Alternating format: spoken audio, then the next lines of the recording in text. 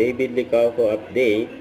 Scout Ambassador David Licauco attended the flag disposal ceremony at the Dambana ng Watawat in Imus Heritage Park sa Cavite. Boy Scout David Licauco.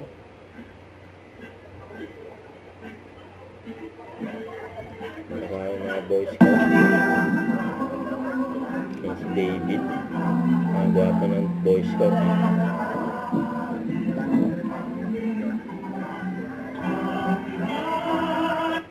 Isang ng ating ni bansa. David. Ito ang simbolo ng ating inampayan, ang Republika ng Pilipinas.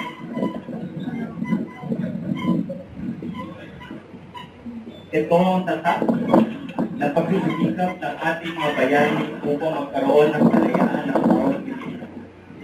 Ang ating watawat ang sagisag ng turing na kalayaan upang tayo ay maging maligaya at pagsahin natin ang kahatatang pantao. Malakas na namin yan. Ang ating watawat ang kaluluwa ng ating bansa at nagsasaad ng ating lubos na pananampalataya sa Diyos at dalisay na pag-unlad ng bawat mamamayang Pilipino. Ang watawat ang kagisag ng ating pamayanan, kinakatawan nito ang ating nakaraan, kasalukuyan at hinaharap. Nilalarawan din nito ang kayamanan ng ating kasaysayan, kultura, at tradisyon na binanat pa natin sa ating mga ninuno. Ang pag-asa, pagmamahal, pagkakaisa, at kagitigan ng ating mga bayani na marangal na nagpuwis ng sariling buhay ay napapaluhin.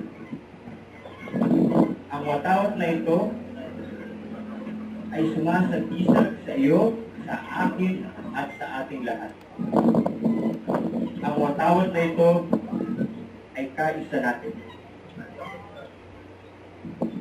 Ang sino mang naglilingkod sa watawat na ito ay kailangang may matatag na paninindigan sapagkat ito ay simbolo ng ating lubos na kasarinlan at kalayaan.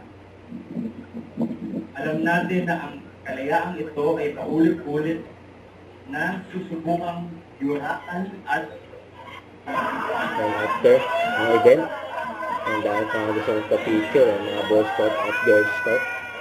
Okay. Don't forget to subscribe and click the notification bell for more update. This is with Charlie Action Vlog. Stay tuned for more videos. See ya.